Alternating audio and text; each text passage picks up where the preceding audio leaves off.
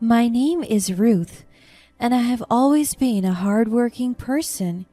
Even in college, my friends would sometimes go out for a night party, but I would stay inside my dormitory room and pull out all-nighters just to study. And most of the time, no scratch that, throughout my college life, I had multiple part-time jobs. I don't need extra money because my parents' allowance for me is more than enough for me to sustain my life on campus. But I'm the kind of person that doesn't sit still. My body always wants to do something, and by something it means I have to work around, be productive, and be functional. Of course, there would be days that I just want to sit still and relax, but being productive feels therapeutic to me. It is as if I'm fulfilling my purpose. Right after I graduated college, most of my friends went to graduate school. I graduated with flying colors, which is why I want to pursue my career right away. As an information technology graduate, I want to be the best and land a decent position in a corporate company. My friend Joey, who happened to be my senior in college, recommended me his position at an IT company. He told me that with my skill set, competence, hard work, and knowledge, he is determined that I will thrive in the company and be successful in no time. He told me that he was pursuing law and he wanted to broaden his perspective in political science and justice. So with that, I accepted his offer and I replaced him. I got accepted right away because my credentials met their requirements. On top of that, I proved to them that I am, in fact, hardworking. After I landed my job, I worked tirelessly day and night just to elevate my career and establish my mark in the field. And in just a few months, I received a promotion. Because of that, I was motivated even more to continue my work and to improve the quality of effort that I put into my service. For 2 years, I was so focused on my growth and career, and I was promoted to a higher position with a higher payment. And I got the privilege to work remotely, and I would just stay at home doing minimal work and have high pay. But that doesn't stop me from not working. So I put up a side business online and it did great for my savings and finances. In fact, in my early 20s, I was already earning $50,000 a month. And I can truly say that I had the liberty and capability of spoiling myself and buying the things that I want. I love my job so much until I decided to date someone. He was Dan. I met him at a conference and we became close friends until we decided to hang out together. I could still remember how our first date night went. He brought me to a casino where he played cards with some of his friends. It was my first time going inside a place like that and I was so amazed. I am such a frugal person, and for me, betting and gambling is a no-no. But I admit it was fun hanging out with him. He even called me his lucky charm because he won thrice in a row with my presence. I just went with his cheesy jokes and I do find it amusing. Until our dates became frequent and we went official, and then he often brought me to numerous casinos and I would just sit there and wait for him to finish his games. There was this one time when we played and got lost. He wanted a rematch so badly, so he asked for some money from me, and to my surprise, it was a large amount. He went up to me with a stressed look on his face. Hey, I know this isn't the right time and it's kind of inappropriate, but I just lost big time on a bet. I don't want to go home empty-handed. So, can you lend me some money, babe? I was taken aback, not by what he said, but by how he talked to me. It was as if he was so impatient. So I nodded in response to him. How much? To be honest, I was hesitant, but he's my boyfriend, so what could go wrong? About, $10,000? I was shocked, but I remained calm. I quickly got my check note and wrote down the amount. I promise I'll pay you back next week, babe, but can you write it down fast? He was so impatient, and I could feel it from his energy. So as soon as I was done writing, he grabbed the check and went straight to the gambling table and dropped it in front of his opponent. He didn't even say thank you to me, but I just shrugged it off and waited for him to finish playing. And he lost that night again. It breaks my heart as I watched his opponent claim the check with a champion smile. My boyfriend was so pissed that he didn't talk to me on our way home. I waited for a week for him to pay the money back, but he didn't. I just told myself that maybe he was still pissed off with the game. But days became months and he still didn't pay me. Until I completely lost track of it, like literally. So fast forward, after 2 years of dating, he finally pulls out the ring and proposed to me. I accepted it and we got married after 6 months. My life seemed like a dream come true when I married Dan, the love of my life. I have a stable income. Dan and I seemed happy, and everything felt perfect. We both had big dreams, and we promised to support each other in every possible way. But as time went on, things began to change. Aside from his constant gambling in the casino, and by constant I mean every night, he also became distant, spending late nights out with his friends, often coming home drunk and irritable. I tried to be patient, thinking it was just work-related stress, but deep down I knew something wasn't right. He would always nag at me, telling me that my online job is a waste of time because it would be better that I will work in a physical office. He also told me that I have a low income when in fact he doesn't even know my real net worth. But then again, my suspicions grew as I saw him frequently stressing over his gambling addiction. One day, as my husband was at work, I decided to clean his study, and I accidentally stumbled upon financial documents that shattered my world. It revealed that Dan had been hiding a massive debt, and to my horror, he had used my name on multiple loans without my knowledge. I was devastated and felt utterly betrayed. My hands were shaking rapidly as I found my name listed on 10 different debts and loans, and I have over 12 million in debt, including my house and car insurance, my land title, and the entire trust fund I prepared for our future kids. My entire body couldn't bear the revelation that was unfolding right before my eyes. I could feel my heartbeat going furious and my palms sweating, because aside from that, I saw a spare phone in his drawer. I have never seen this before. I opened it, and to my surprise, there was no passcode. I ran my fingers through the gallery and I saw photos of him and a woman that looked familiar to me. I met this girl at the casino. She was a gambler too. We had an interaction before when I used to go with him to the casino, and their photo was explicit. Some are snaps from their dates and random gamble runs. What is the meaning of this? Are they having an affair? How can Dan do this to me? I trusted him with all my life. I have always scolded him about his uncontrollable gambling, but he would just shrug everything that I say. So I decided to confront him, hoping for remorse, an apology, anything. Instead, he deflected the blame onto me, claiming I didn't understand his vision for our future. The moment he got home, my face was tense with emotion, and I immediately confronted Dan, who sits on the couch seemingly indifferent. Dan, I found out about the loans you took out in my name. How could you do this to me? I blurted out the main issue immediately. It was just a way to get some extra money, babe. I didn't think you would mind. Besides, it's for our future. My frustration grew and my voice was slowly rising. For our future? How can you call this our future?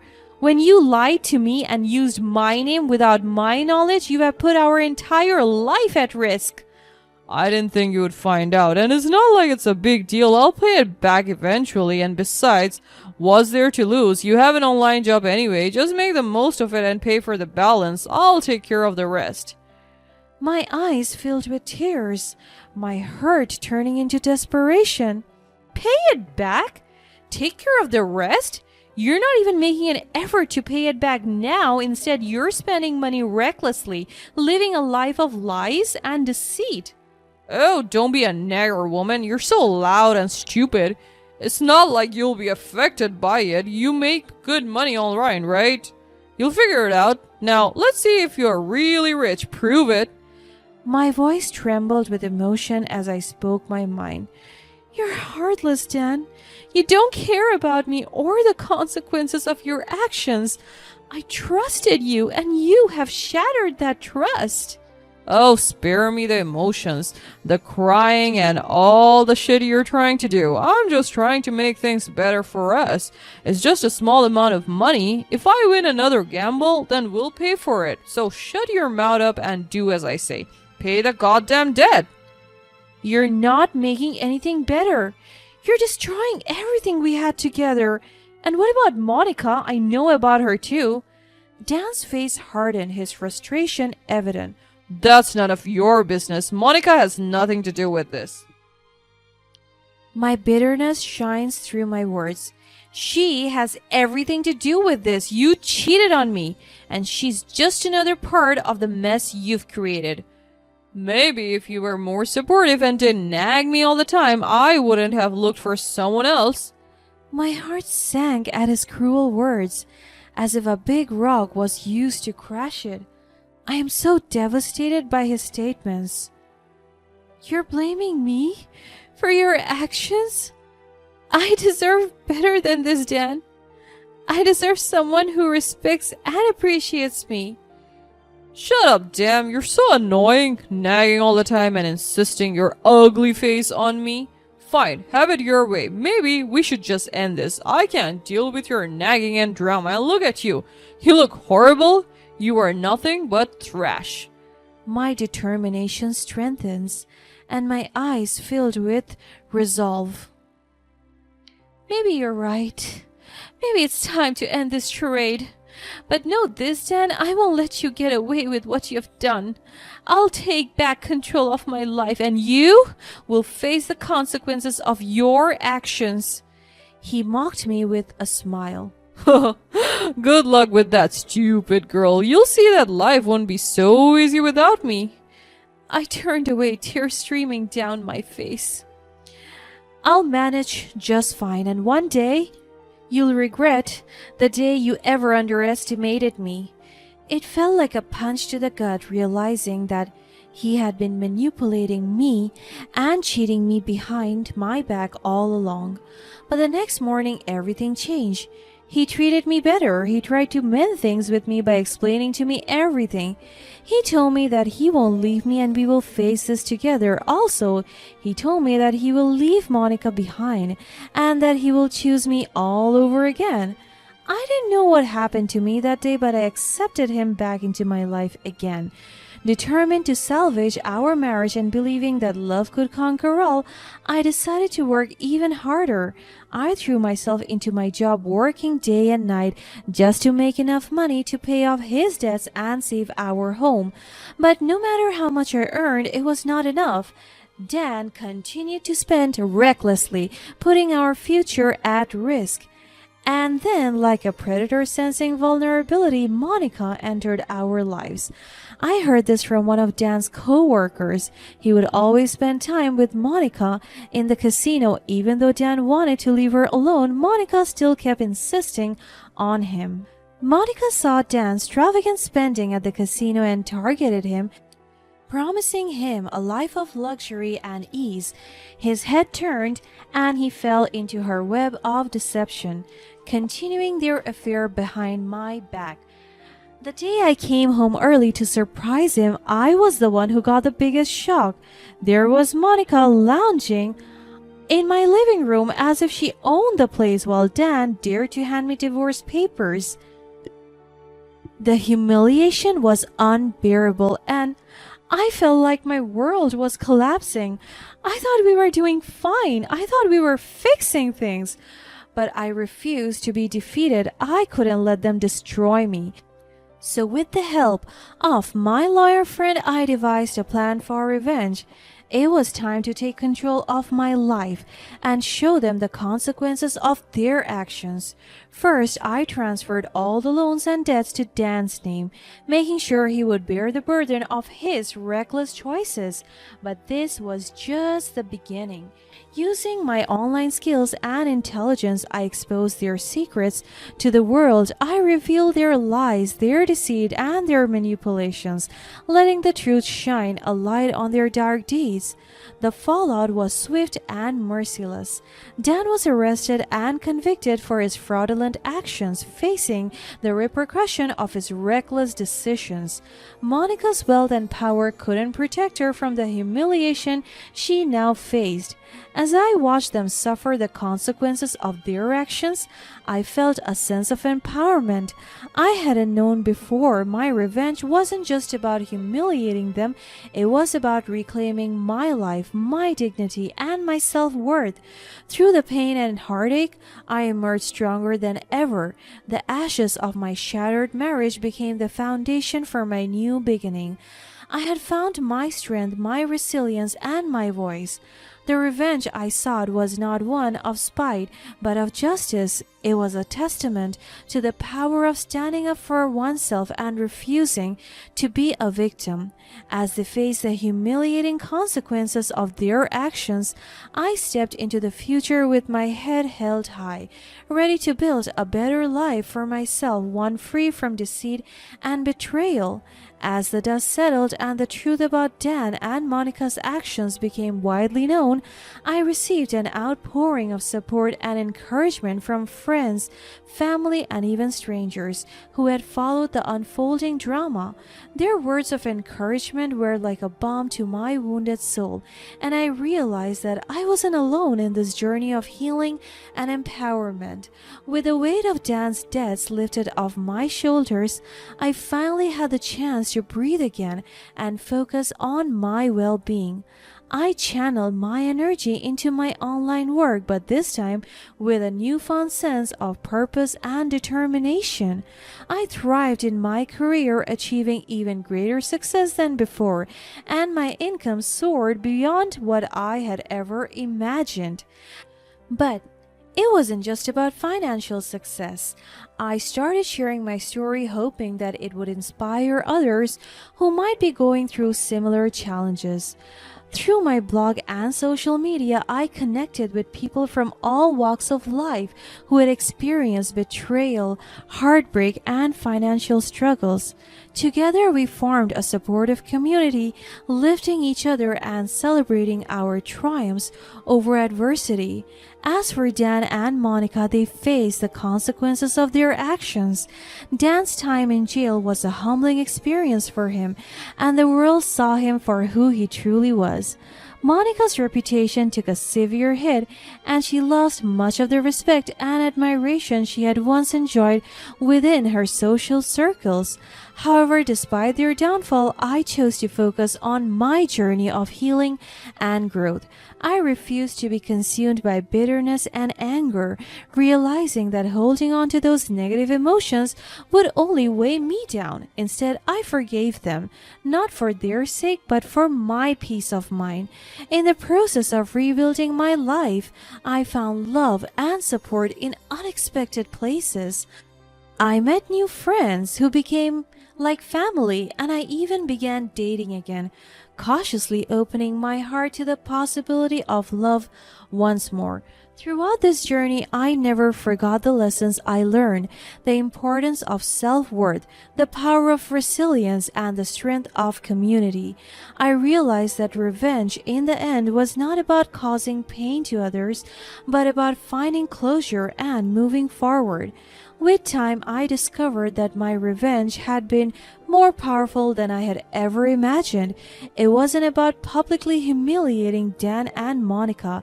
It was about proving to myself that I could rise above the darkest moments of my life and emerge as a stronger, more empowered person. Today, I am living a life that I had once only dreamed of, a life filled with success, love, and a profound sense of fulfillment.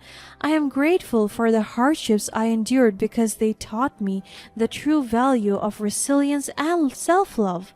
My story is a testament to the human spirit's capacity to overcome adversity and turn pain into power.